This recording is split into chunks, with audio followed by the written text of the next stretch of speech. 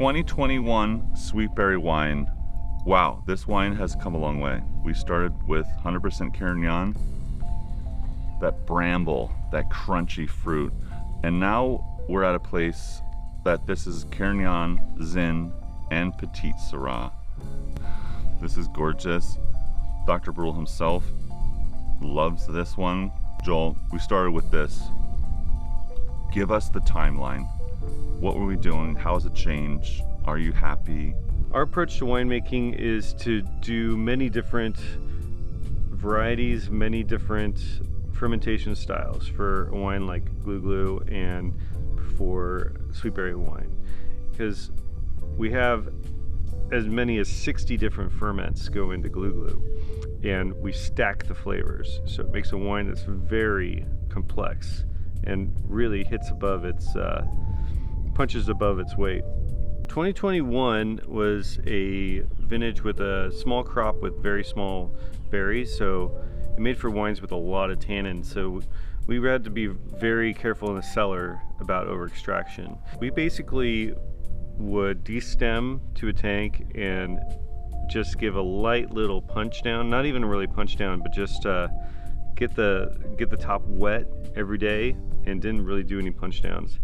With Sweet Berry wine, we usually age it a year in oak before bottling, and this one we gave it an extra 4 months because it needed that extra time to round out.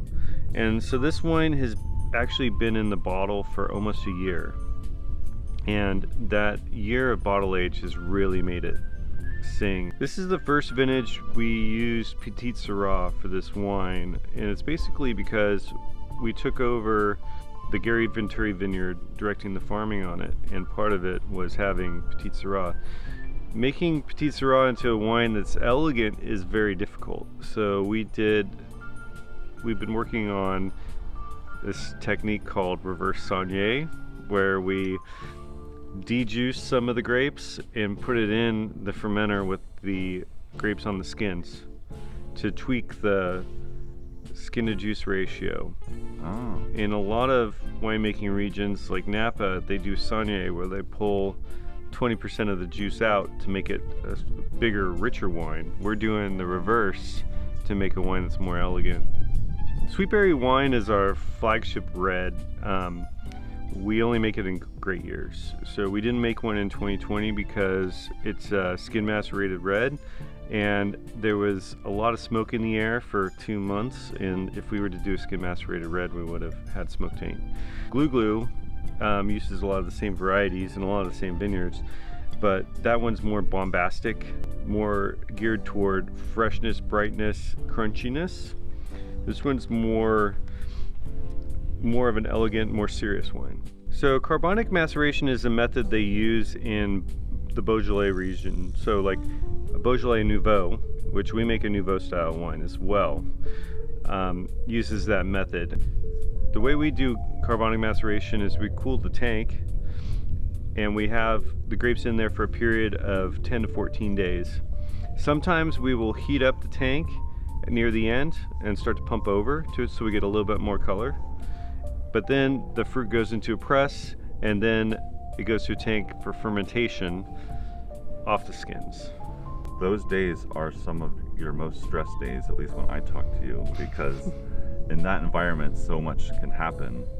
And, you know, and you told me about some techniques that you've developed to kind of limit, you know, bad things growing in there. Yeah, so carbonic maceration, when you're working with wines naturally, can be problematic. So we have to be very attuned to what is going on in the tank. So we are constantly tasting, and we're trying to keep temperature at a point where we're discouraging bacterial growth. It's really what we're trying to do is make a wine that's clean and fresh and delicious. Cheers to everyone on this informational video. I hope you really watch it and get in the wine club. Mwah!